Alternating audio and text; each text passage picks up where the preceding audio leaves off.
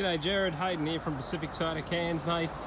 Just want to run over this Hilux Rogue with you. Look, but just before I do so a bit about Pacific Toyota, mate. We actually run the largest pre-owned vehicle yards in actual Queensland underneath the Toyota banner. This is one of our locations. We do have another pre-owned yard, and across the road we've got our new vehicle service centre, Lexus dealership, also known as Lexus of Cairns, and Pacific Toyota new vehicle sales. Look, new vehicle sales does anywhere between 130 to 145 cars a month, along with Lexus combined, and you've got our service centre there, which is actually the largest service centre in Cairns. Look, back to the Hilux Rogue. So this is actually one of the latest models for Toyota, which runs the Toyota Safety Sense system in the Hilux Rogue. Mate, it's only got 1600 Ks on it. It's really well looked after. Usually I go around these, I'm trying to find marks on it, but the car with this lower Ks has been, it's brand new. So I'm going to try and show you as much of the condition as possible. There is a couple of little faint marks there. But other than that, mate, it's all pretty much brand new. Just trying to show you all the condition of it. I actually own a Hilux SR5 of my own, which runs the same running gear, I suppose the same hard as each other. So the 2.8 litre. The 2.8 litre is a brilliant motor for Toyota. It's a little bit smaller than the previous generation, but puts out more torque, up to 450 Newton metres. To put that in perspective, it actually puts out 20 more Newton meters than my stock V8 Land Cruiser Utes. So it's quite a bit of power. I actually tow a 3-ton boat with mine, and I'm very impressed. So because it's the Rogue model, it runs a different blacked out alloy wheels on it. This is running the Bridgestone dual highway terrains on it as well. So as you can see, there's plenty of tread in there on the vehicle. Just trying to show you that it's never been off road. Like I said, it's all really well looked after, especially it's pretty much what you expect for 1600 kilometres. Once again, it's going to do a wide angle of the sides. So because it's a Rogue model, the things that you're getting different are obviously the black alloys, the blacked out side mirrors, and the blacked out door handles on the cab itself, and then moving around to the tray, which has got the special sports bar on it, and the hard lid and the blacked out rear bumper on it. All in all, makes it really good looking vehicle, very aesthetically pleasing. So as you can see there, lots of great tread. Let's come around the back here. So as you can see, you lose the big Toyota sign off the back of the tailgate. In replacement, you got the little one on the top left, and then your Hilux Rogue on the right hand side there. Just makes it look nice and tidy, really clean setup. Because it's a Rogue, it also comes with a tow bar standard. It's running a 7-pin flat plug. Just through there. I'll just show you in the side here. So the tub has the hard lid on it, which has the light, as you can see just there. So this is the one area that your fridge might hit. So anywhere behind that will be fine, just through there. It actually is just recessed down, that's all. That mechanism controls your locking of your tubs and everything like that. In the back here, you do run your marine carpet setup. So the good thing about marine carpet is you can still gurney it. It's very hardy stuff. It's really good. I've got it in my boat. It's not cheap, but just really tough stuff. Don't be afraid to whack the gurney on it, or a tough hose and whatnot. You can easily remove it.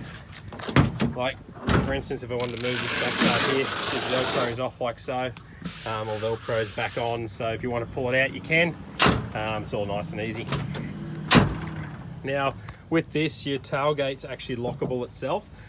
So once you've got your hard lid down and lock it, and you lock your tailgate, really secure setup. So if you are storing something in there consistently, like your normal wagons, it's all secured. I'll just come around this side. As you can see, really good tread again. As you can see by the condition of the chassis, it's never been off road. It's just, like I said, it's a brand new car.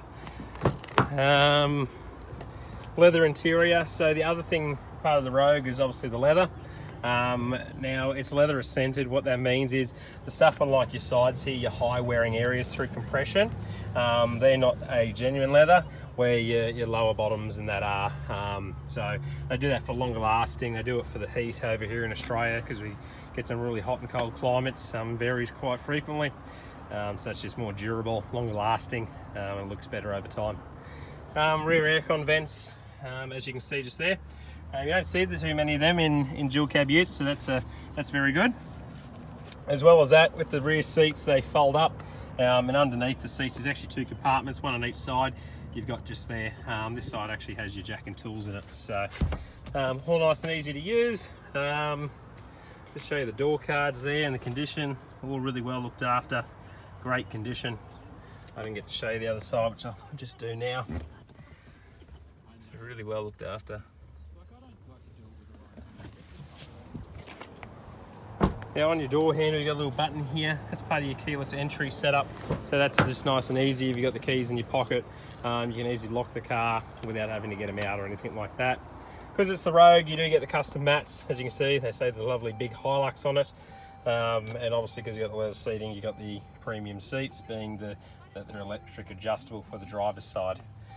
I'll just jump into the vehicle. So it looks like it's had red arc electric brakes attached to this one, which I'm just going to focus there.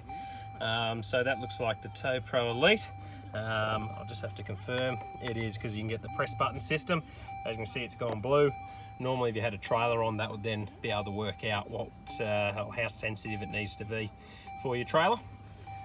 I'll come through to the center here. So you've got the nice big display through here. The good thing about this system is that it's nice and user friendly, it's nice and easy. So you got your satellite navigation in the system here. You can easily put in a destination through here, destination. If you don't so much have a destination, you can go through points of interest. You can just go search by name around here. And for instance, let's just say you're looking for, up here is our major shopping centre is Cairns Central. You'd type that in and then it would actually take you there. You didn't actually have to look up the address through Google and then pop it in. The system has quite a fair bit memorised in it. So you don't have to rely on Google, should you not have reception. Through here as well, this map doesn't just do roads, it will do all your major parks and off-road trails. Not to the extent that HEMA will offer, but it will help out, like Fraser Island, all your main tracks, it does come up on there, and it just makes it easier for navigating. With your phone incorporation on it, because my phone's not connected, I can't really go into it on the screen, but I will explain it, is all your phone calls can be made through it, and you can use that using the voice recognition here on the steering wheel. So what that will do is, obviously you could press that and go call such and such, and then the screen will do its thing and call such and such. With text messages, it will come through, the screen will come with a little box saying do you want it read out or not. If you hit read out, the car will actually use her robot voice and read it out to you. So therefore, if it's an urgent message, you can then use your voice recognition, call that person, and obviously not take your eyes off the road through all that, making it nice and practical. Down here you've got your aircon system. So this runs a single climate control system in it, as you can see there with the auto, which I'm just going to turn it up, otherwise it will blow too much. Put that down. Okay, so you got all that through there, all your different modes, so that's nice and easy, pretty self-explanatory. Over here you got your full drive system, so you'll be a H2 system majority of the time around town. When you go to beach driving, you'll probably go to H4 for high range. And then if you're doing your more sort of like not so much rock climbing, but steeper hills, rockier riverbeds, stuff like that, you'll then go into neutral on your gear lever. And then once you go from neutral, you can push this in here and go across to low 4. Once you then do that, you'll go back into drive and it will engage. Once you've done that, you can then access these two just down here, being your rear diff lock and downhill assist control. So I never realised how good downhill assist control was until I used it in my own car. It's amazing what it does. So basically all you do is steer. Say you're coming down a muddy hill on quite a steep gradient or even a sand dune, the car will naturally want to do what it feels like. This will actually stop that from happening to put you back in control.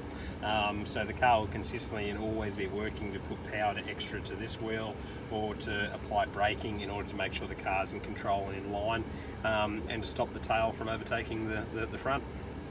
On there as well, you got your rear diff lock, obviously for added traction, and because you got the leather seats, you got your seat heaters there as well. Obviously left side, half right side. and your USB and auxiliary through there. Then you got your two 12-volt power supplies on each side. So that's all nice and easy. You then got an eco mode and a power mode. So in mine, whenever I'm towing, I use the power mode, especially when it's around town. If I'm back up to highway driving for towing, then I'll probably sit standard roughly around my, when I refer to this, my normal mode, but I'll sit around 90 to 95 Ks. Power mode basically changes the throttle response to give you the full 450 Newton meters of torque from the get-go. Where your normal mode tries to reserve some of that for fuel consumption reasons. And eco mode will actually do quite the opposite. It will make the car a little bit more sluggish. Will only run the AC at 80% capacity to save load on the motor. So it does whatever it can. It makes a big difference. I just did a trip from Brisbane to Cairns, and I was able to get my car down to 7.8 litres per 100k, and I just got over 900 kilometres to a tank, which is quite impressive. In here as well, you've got your inverter, 100 watts, so that's just there. So that's good for powering your laptops and stuff like that. Part of your Toyota safety sense on these, you've got your adaptive cruise control. So this is the cruise control system. You use this button here to turn it on. Once you get up to speed, you'll then flick it down and set it. And then you'll have to come across to here, pressing this button just here. And then using this screen, you'll then adjust how far from the car in front it is. 3 bars is 5 seconds. You then go down to roughly 3 seconds, and then just above 2 seconds for 1 bar from the car in front. Now that also works in with pre-collision safety control, but the pre-collision safety control works on its own. So as soon as it senses something slam on in front, it will give you an audible. If it's more abrupt and more frequent, basically it will actually apply the braking for you, so that it can eliminate human reaction time. Another thing for that Toyota Safety Sense is your lane departure alert. So if you're drifting over the lines through fatigue, this car will actually beep at you and brake your inner or your rear wheels, depending on which line you're hitting, to bring the nose back around and into that lane. So if you're hitting a line on the right hand side of the car, your rear left hand wheel would brake in order to bring the car back into line. So that's all that through there. Now if you have your blinker on, that system obviously won't engage because it knows that you're wanting to change lanes. So that's nice and easy. Well, I'll jump out. I'm going to go do another wide angle of the car itself. Look, another thing as well, because it's a Rogue, it's got the blacked out roof. It's not grey like the other standard SR5, so you can see that through there. Rightio, I'll just stand back and do another walk around.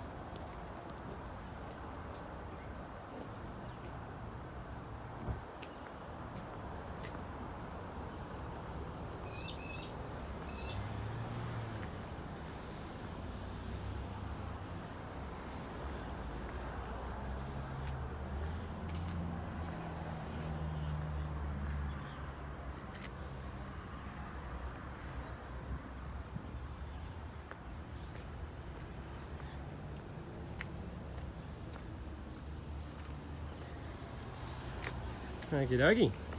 Well, thank you for that. Any questions, give us a call on 0410 839 933, and I'll talk to you soon. Thank you.